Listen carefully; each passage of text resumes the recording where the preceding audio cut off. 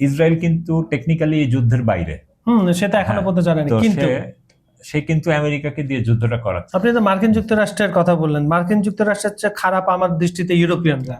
তারা একবার হ্যাঁ একবার না, ভিতরে ভিতরে তারা স্ট্যান্ড রাখতে পারে না। তো এর ফলে স্বাভাবিকভাবেই ইরানও পাল্টা হামলা চালিয়েছে গতকাল এবং আজকেও, যে ইরান ইরাক সীমান্তের যে সালামচে সীমান্ত ক্রসিং, সেইখানে গতকাল হঠাৎ করেই মার্কিনিরা মিসাইল হামলা চালায় এবং এতে 2 জন নিহত হয় এবং 11 জন আহত হয়।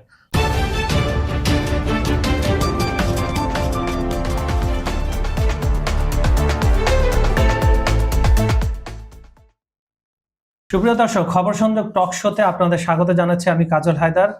কেমন আছেন আপনারা? নিশ্চয়ই ভালো, আমরাও ভালো আছি।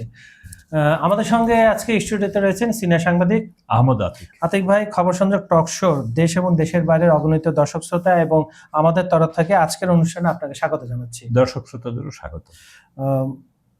আমরা দেখছি যে গত 24 ঘন্টায় মধ্যপ্রাচ্যে, বিশেষ করে কুয়েত, জর্ডান, বাহরাইন থেকে শুরু করে সৌদি আরব, ওদিকে ইয়েমেন আর মার্কিন যুক্তরাষ্ট্র, ইসরায়েল তো রয়েছে, অনেক ধরনের খবর দেখে আমার হাতে এসে পৌঁছেছে। আপনি একটা একটা করে আপনার মতো করে দর্শকদের একটু বুঝিয়ে বলেন। আসলে মার্কিন যুক্তরাষ্ট্র বরাবরের মতোই ইরানের উপর হামলা অব্যাহত রেখেছে এবং গতকালও সারা রাত ইরানের বিভিন্ন সমুদ্র উপকূলবর্তী এলাকাগুলোতে বিভিন্ন স্থাপনায় আঘাত হেনেছে। তো মার্কিন যুক্তরাষ্ট্র বলছে তারা ইরানের যুদ্ধ ক্ষমতা কমাতে আঘাতগুলো করছে, কিন্তু বাস্তবে দেখা গেছে ম্যাক্সিমামই সিভিলিয়ান টার্গেট, পানি শোধনাগার, বিদ্যুৎ কেন্দ্র, এই ধরনের স্থাপনাগুলো। তো এবং শুধু তাই নয়, এখন আপনি জানেন সামনে আরবাইন, ইমাম হোসেনের শাহাদাতের 40 মহররমের 10 তারিখের পরে, সফর মাসের 20 তারিখে। তো সেই উপলক্ষে সারা পৃথিবী থেকে ইরাকে একটা বিপুল সংখ্যক, স্বাভাবিকভাবেই মুসলমানদের ওইটা বাৎসরিক সবচেয়ে বড় সমাবেশ, প্রায় 2.5 থেকে 3 কোটি মুসলমান আসে সারা পৃথিবীর বিভিন্ন প্রান্ত থেকে। তো ইরান যেহেতু একটা শিয়া প্রধান দেশ, তাদের তো কারবালার প্রতি একটা বিশেষ অনুরাগ আছে। তো সেইখান থেকেও একটা বিশাল অংশের লোক সেইখানে যায়। তো এর মধ্যেই যে ইরান ইরাক সীমান্তের যে সালামচে সীমান্ত ক্রসিং, সেইখানে গতকাল হঠাৎ করেই মার্কিনিরা মিসাইল হামলা চালায় এবং এতে 2 জন নিহত হয় এবং 11 জন আহত হয়। তো এইটা তো সীমান্ত ক্রসিং, সাধারণ সিভিলিয়ান যোগাযোগ করছিল, এর সাথে যুদ্ধের মানে মার্কিনিরা এখন আর কোনো কিছু বাদ রাখছে না। অথচ তারা সারা দুনিয়ায় মানবতার ফেরিওয়ালা, হিউম্যান রাইটস, নানান ধরনের কথা বলে, কিন্তু এগুলো তারা নিজেরাই কখনো মানে না, মানে নিজেদের ক্ষেত্রে তারা একটাও মানবে না। যেমন ধরেন আন্তর্জাতিক অপরাধ আদালতে যখন এই যে মধ্যপ্রাচ্যের এই বিশেষ দেশটির বিরুদ্ধে যখন সারা পৃথিবীর অন্যান্য দেশগুলো নানান ধরনের কাগজপত্র, একজন বিচারক, জাজও সেই প্রসিকিউটর বলে আর কি, তারা যে ডকুমেন্ট জোগাড় করে, তখন কিন্তু মার্কিনিরা আবার হামলে পড়ে যে না, এই প্রসিকিউটরকে বাদ করতে হবে। মানে তাদের বিরুদ্ধে কেউ কোনো বিষয়ে স্বাভাবিক নিয়ম মেনে করলেই সেটা বাদ, আর সেটা নিম্ন স্তরের মানে খুব দুর্বল দেশগুলোর বিরুদ্ধে হয়, তখন ঘাড় চেপে ধরে। আপনি তো মার্কিন যুক্তরাষ্ট্রের কথা বললেন, মার্কিন যুক্তরাষ্ট্রের চেয়ে খারাপ আমার দৃষ্টিতে ইউরোপিয়ানরা।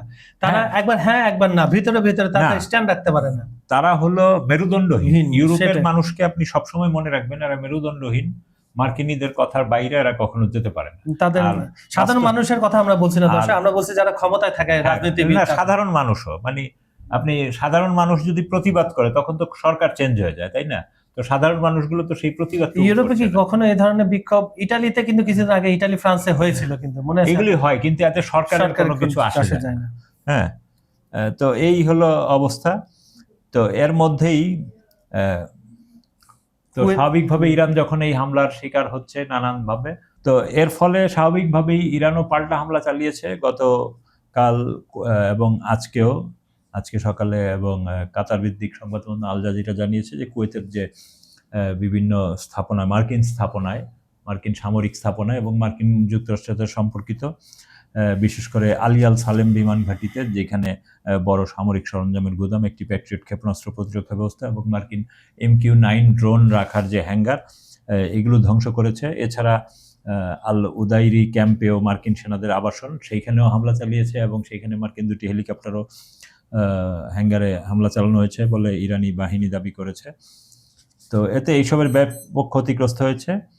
বিপরীতে যুক্তরাষ্ট্র ইরানের টেলিযোগাযোগ টাওয়ারে হামলা চালিয়েছে। তো এর ফলে কিন্তু আবার কুয়েতের জনগণের প্রতি ইরানের ওই বিশেষ বাহিনীটি কিন্তু একটি বার্তা দিয়েছে যে আপনারা আমাদের প্রতি রাগ করবেন না, কারণ আপনাদের কোনো হতাহত বা ক্ষয়ক্ষতি আমরা চাই না। আমরা শুধুমাত্র আপনাদের দেশ থেকে মার্কিনীদের যেসব স্থাপনা সেগুলোর উপরে হামলা চালাই, আমরা আপনাদের সার্বভৌমত্ব না।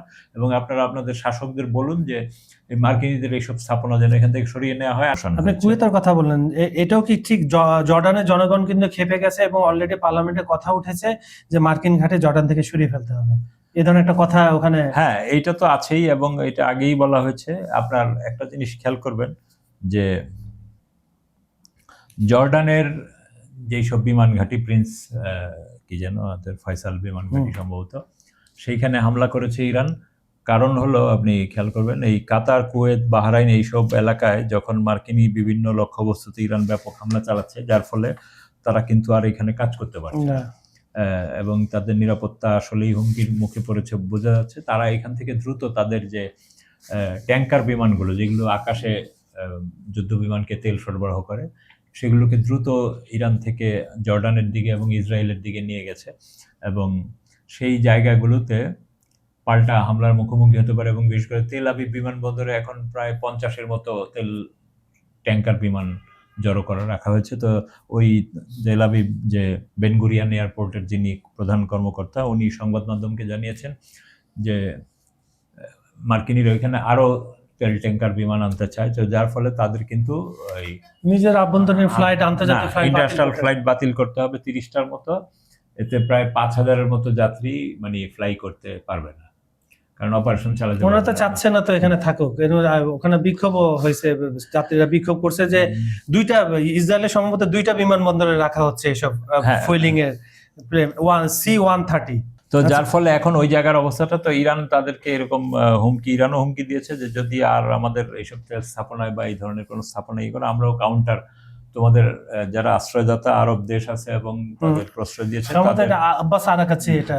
হ্যাঁ, তো আর আরেকটা কথা বলেছেন যে ইরানিরা সামাজিক যোগাযোগ মাধ্যমে গালিবাফ বলেছেন যে বর্তমান পরিস্থিতি এমন যে সব অথবা কিছুই না, মানে সবাই রপ্তানি করতে পারবে তেল অথবা কেউই পারবে না।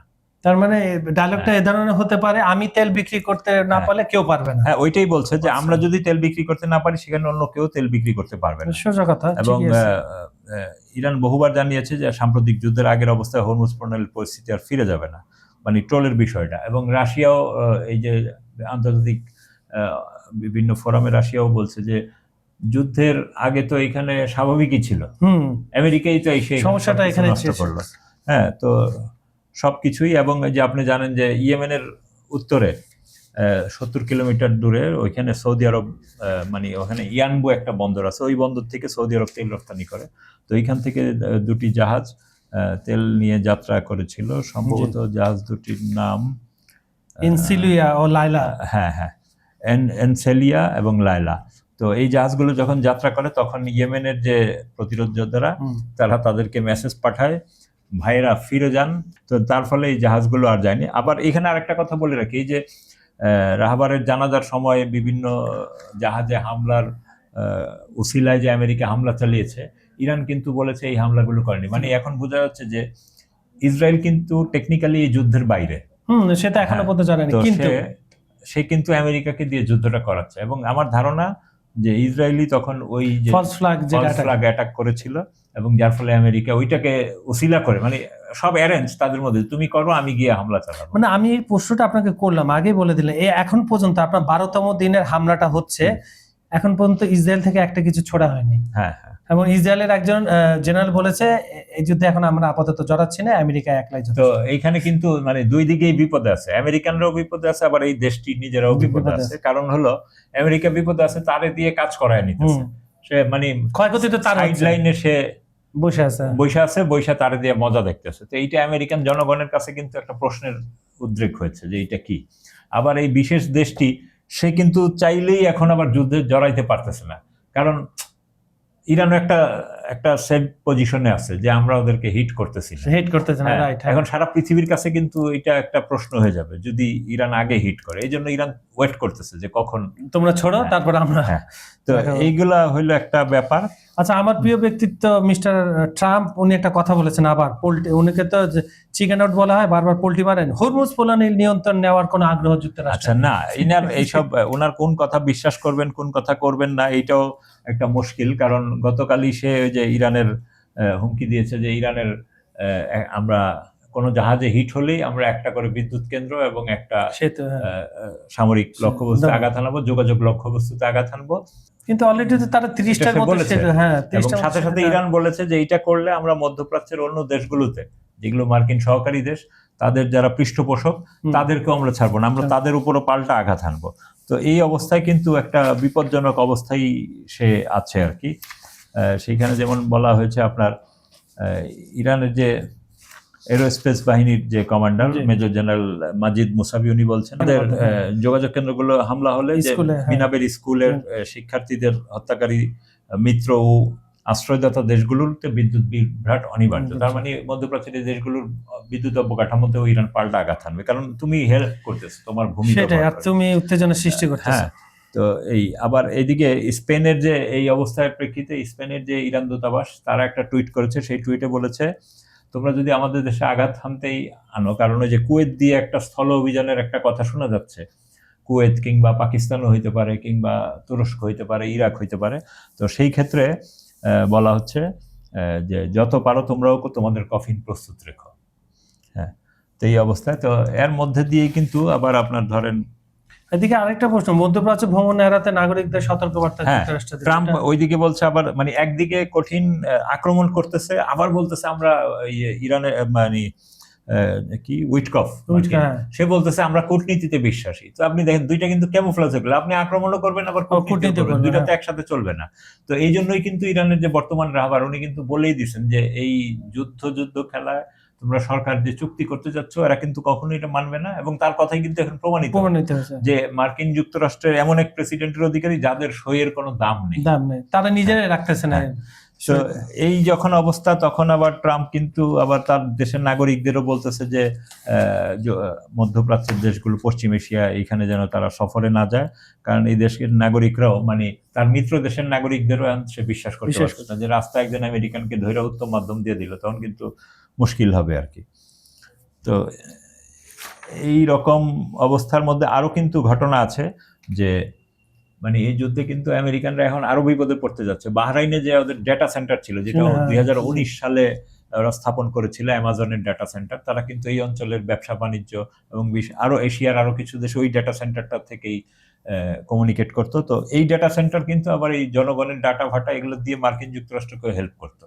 মানে আপনি আসছেন বিজনেস করতে, বিজনেসের ডাটা সংরক্ষণ করতে, কিন্তু এখানে কিন্তু স্পাইং কইরা কোন কাস্টমার কে, ও কি ধরনের লোক, এইসব ডাটাটা কি প্রোডাক্ট ব্যবহার করে, বাসাটা কোথায়, লোকেশন, এই সব জিনিস কোন মতাদর্শের লোক তারা মার্কিন যুক্তরাষ্ট্রে সরবরাহ করছিল। যার ফলে অবশেষে ইরান কিন্তু আগেই বলে দিয়েছিল যে এই ডাটা সেন্টারগুলো যদি যুদ্ধের কাজে ব্যবহৃত হয় আমরা কিন্তু তাদেরকেও টার্গেট করবো। এবং প্রথমবারের মতো তারা অ্যামাজনের যে ডাটা সেন্টার বাহরাইনে সেইটা হিট করেছে। আবার একই সাথে আরব আমিরাতেও আরেকটি ডাটা সেন্টার, সেইটাও ইরান হামলা করে ধ্বংস করেছে। আপনি ওই যে আরেকটা যে তেল আবিবে কিন্তু এখন এই ইউকে থেকে উড়ে অনেক B-20 বোম্বার ইসরায়েলের দিকে আসছে, এই দেশটির দিকে। এখন এখানে কি হয় দেখা যাক। আর জর্ডানে তো আমরা জানলামই যে বিমান শেডগুলোতে ইরান এদিকেও, কাতার, কুয়েত এদিকেও আক্রমণ করছে, আবার ওইদিকেও শেষ করতেছে। আবার এদিকে আরেকটা ঘটনা এখানে ঘটেছে যে মার্কিনিরা ওই যে পিকেক্স পর্বতে হামলা করবে বলেছে। ট্রাম্প গতকাল একটা হুঁশিয়ারি দিয়েছে। ট্রাম্প এই হুঁশিয়ারি দেওয়ার সাথে সাথে ইরানিরা পাল্টা হুঁশিয়ার বলছে ওই বিশেষ দেশটিকে আমরা কিন্তু এরপরে আর ইতিহাস বানিয়ে দেব। হ্যাঁ, তো এইটা যে যুদ্ধ, মানে অনেকেই নানান ধরনের কথা বলতেছিল যে যুদ্ধ থেমে যাবে মনে হয়, আবার উঠছে, কিন্তু এখন কিন্তু সমস্ত লক্ষণ এটা আরো বড় আকারের দিকে যাচ্ছে, খোদ মার্কিনীদের এবং তাদের পক্ষের লোকদের কার্যক্রম। এবং আপনারা আরেকটি জিনিস দেখতে পাবেন যে এই হঠাৎ করে সৌদি আরব কিন্তু একটু ব্যাকফুটে ছিল, যে না আমরা যুদ্ধ চাই না, এরকম একটা আবহ তৈরি হয়েছিল। কিন্তু এখন দেখা গেছে সৌদি আরব আর আরব আমিরাতের যে বিরোধ ছিল সেটা মিটে গেছে, এখন তারা দুইজন আবার এক হয়ে গেছে। এবং এই যে আপনি জানেন যে ইয়েমেনের আরব আমিরাত নিয়ন্ত্রিত একটা এলাকায় সৌদি হুমকির মুখে যে আরব আমিরাতের যে প্রক্সি বাহিনী সেটার কমান্ডারকে কিন্তু তারা ওইখান থেকে সরিয়ে নিয়েছিল সোমালিল্যান্ডে, যেখানে ওই যে বিশেষ দেশটির কন্ট্রোলে আছে সোমালিল্যান্ড, এবং আরব আমিরাত এখন ওইখান থেকে আবার তাদের কমান্ডারগুলোকে ইয়েমেনে ফেরত আনছে। মানে ইয়েমেনের যুদ্ধ আবার নতুন এসকেলেট করতেছে, এবং সেই এসকেলেটের রাস্তা ধরে কিন্তু আপনার পাকিস্তানও এই যুদ্ধে জড়িয়ে যাওয়ার সম্ভাবনা আছে। মানে এটা যত দিন যাবে নতুন নতুন দেশ কিন্তু এখানে ইনভলভ হবে, যেটা কারণ খুবই আপনি ভয়াবহ খেয়াল ব্যাপার। করবেন যে পাকিস্তানের পক্ষ থেকে বলা হয়েছে যে সৌদি আরবের উপরে হামলা হলে এটা আমাদের উপর হামলা মনে করব। তো যদি তাদের উপর হামলা মনে করে, যে এখানে মার্কিন যুক্তরাষ্ট্র, ব্রিটেন, ফ্রান্স এসেও ইয়েমেনের এই বিশেষ যোদ্ধাদের সাথে পারেনি, তাদের বিমান বাহিনী, নৌবহর ইরানের আগে কিন্তু এখানে, এবং তারা ওগুলোকে কিন্তু অনেকটা অকেজো করে দিয়েছে, অনেক যুদ্ধজাহাজ অকেজো, এবং তারা ইয়েমেনের কাছে ঘেঁষতে চায় না, নিরাপদ দূরত্ব থাকে। তো এই অবস্থায় পাকিস্তান ওইখানে গিয়ে কি করবে? বরং এই জায়গায় কিন্তু আরো খুব বিপদে পড়তে যাচ্ছে পাকিস্তান, কারণ যখন ইয়েমেন পাল্টা হামলা শুরু করবে তখন কিন্তু সে সৌদি আরবের যে তেল ক্ষেত্র আরামকো এগুলো উড়িয়ে দিবে।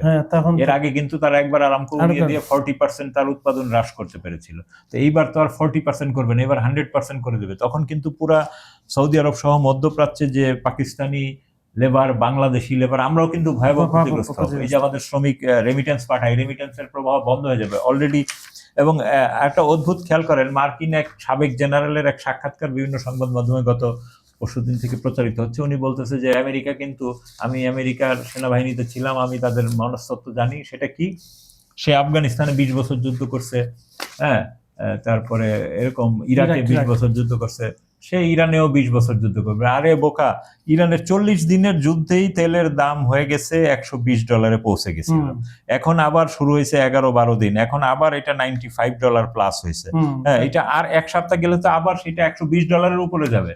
তো তুমি আফগানিস্তান আর ইরাক ছিল এক জিনিস, করতো না, কিন্তু নিজের জনগণের কাছে মার খাবে। এবং ইরানের এইটা তো পৃথিবীর 35-40% বাণিজ্য হয়, কারণ হরমুজে 20-22%, বাবাল বান্দে 15%, বাবাল মানদেবে 15, তার মানে 30-35, আরব সাগরে তো এখন বন্ধ 35-40। তখন পুরা শুধু তেলের কারণে, তেলের সমস্যার যে সম্মুখীন হবে ওইটা নয়, মানে আন্তর্জাতিক বাণিজ্য জাহাজগুলোকে পুরো আফ্রিকা ঘুরে যাতায়াত করতে হবে। অলরেডি তো কয়েকটা কোম্পানি তাদের রেট বাড়িয়ে দিয়েছে। আচ্ছা আদিব ভাই, আমি একটু দর্শকদের কাছে যাব, তারপরে এসে একটু ভারতের ঘোষণা। আপনি জানেন আজকে সকালে মোদি একটা বার্তা দিয়েছে, এটা আপনার জনতা এবং ছাত্ররা গ্রহণ করলেন। ভারত আর পাকিস্তানের বিষয়টা আমি কমেন্টে পরে খুব সংক্ষেপে বলবেন। আজকের অনুষ্ঠানে প্রথম দর্শক হচ্ছে মুসলিম মিয়া, উনি আমাদেরকে ধন্যবাদ জানিয়েছেন। আপনাকে ধন্যবাদ। শালম বলছেন নাইস ডিসকাশন, ধন্যবাদ আপনাকে। মাসুদ বলছেন নরসিংদী জেলা থেকে দেখি, চমৎকার আলোচনা, আপনাকে ধন্যবাদ ভাই। আনার হোসেন বলছেন আপনাদের আলোচনা সঠিক, ধন্যবাদ। আমাদের ভিডিওগুলো বেশি করে শেয়ার করবেন। এমডি ইসলাম বলছে ইরান না আমেরিকা? অবশ্যই ইরান এই ক্ষেত্রে এগিয়ে আছে। রফিক ইসলাম বলছে আলহামদুলিল্লাহ ইরানের জন্য। ধন্যবাদ আপনার। আদিব ভাই 2 মিনিট আপনার সময়, আপনি 2 মিনিটে শেষ করেন। আমরা যে ভারতের যন্তর মন্তরে যে আক্রমণ, এখানে খুব বাজে জিনিস লক্ষ্য করছি। বাংলাদেশ পুলিশের মধ্যে ওদের পুলিশ কিছু কিছু জায়গায় অ্যাক্ট করছে। বাংলাদেশ পুলিশ মানে ওই যে সাবেক সরকারের আমলে, সাবেক সরকারের আমলে। তার একটা হলো আপনার যে এখন কিন্তু অনেক তরুণ তরুণী নিখোঁজ বলে শোনা যাচ্ছে, তাদের কোনো খোঁজ পাওয়া যাচ্ছে না। পুলিশ তাদের ধরে নিয়ে গেছিল, তাদের পরিবারও পাওয়া যাচ্ছে না। আবার ইন্টারনেট বন্ধ, ওই যন্তর মন্তর এবং আসলে সংসদ মার্গ এলাকায়, আমি নিজেও গিয়েছি এলাকায়, খুব চওড়া রাস্তা।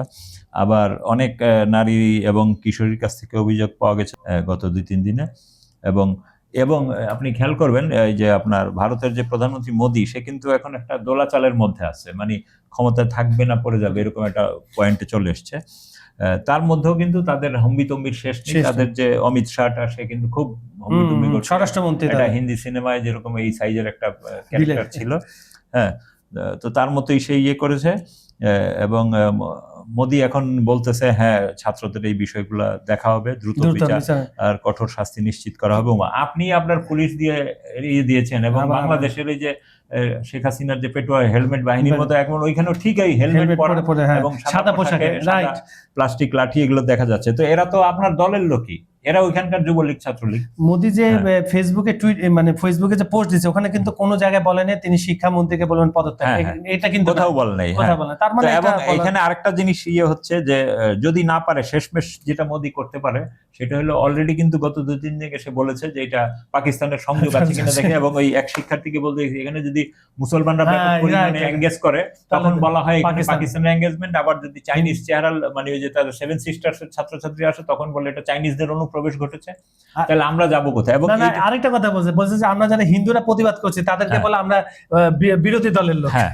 তো এখন মজার ব্যাপার হলো এই অবস্থাটা কিন্তু ভারতের জনসংখ্যার আপনি জানেন 35% মতো মুসলমান। জি। তো এই মুসলমান জনশক্তি যদি এই আন্দোলনের সরাসরি সংযোগ না হয় তো কখনোই এই আন্দোলন সফল হবে না। সব কারণ প্রথমত হলো ভারতীয়রা রক্ত দেওয়া পছন্দ করে, যতই ওই দেশপ্রেম টেশপ্রেম এগুলো ওদের মিথ, এগুলা হিন্দি সিনেমায় দেখায় দেখায়। তো এই মুসলমানরা এখানে অংশগ্রহণ করতে পারছে না বলেই এটা একটা প্রবলেম। তো এখন কিন্তু মোদি শেষমেশ দেখবেন যে পাকিস্তান বর্ডারে যখন এটা নিয়ে যাবে তখন ঘটনা আরেকটা যুদ্ধ লাগার সম্ভাবনা আছে। এখানে আরেকটা জিনিস, আরেকটা লাইন আপনি বলি যে আমাদের ম্যানিলাতে বাংলাদেশের পররাষ্ট্রমন্ত্রী এবং ভারতের পররাষ্ট্রমন্ত্রী কিন্তু বৈঠক করেছে। এখানে একটা আইস ব্রেকিং এর চেষ্টা। আবার তুরস্কে গেছে আমাদের সেনাপ্রধান, বিভিন্ন ড্রোন কিন্তু এইটাও কিন্তু পজিটিভ। আর ওই যে বালুচদের যে বিষয়টা বলা হচ্ছে, বাংলাদেশি একজন সে যে আরবাইনে যাচ্ছিল, যেহেতু ইরাকে সরাসরি ফ্লাইট নেই এখান থেকে পাকিস্তান, তো সে কালকে রাতে 4টায় জানিয়েছে যে আমি 1:30টায় জানিয়েছে যে 4 ঘন্টা যাবত অপেক্ষা করছি ওই বালুচ ওই সীমান্তে।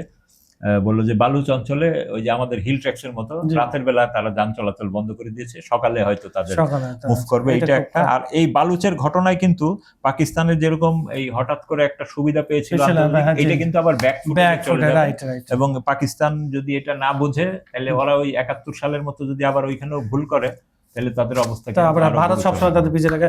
ধন্যবাদ আপনাকে আতিক ভাই। সুপ্রিয় দর্শক, আমাদের অনুষ্ঠানটা কেমন লাগলো জানাবেন কমেন্ট বক্সে। আর পৃথিবীর কোন প্রান্ত থেকে আমাদেরকে আপনারা দেখছেন সেটাও একটু জানিয়ে দেন।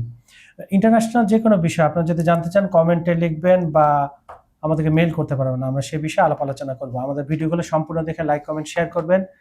আর বিজ্ঞাপন ও প্রমোশনের জন্য ডেসক্রিপশনে কিছু নাম্বার দেওয়া আছে, সেখানে আপনারা যোগাযোগ করতে পারবেন। এ বলে আজকের মতো অনুষ্ঠানটা এখানে শেষ করছি। দেখা হবে আগামীকাল একই সময় একই চ্যানেলে। ধন্যবাদ সবাইকে।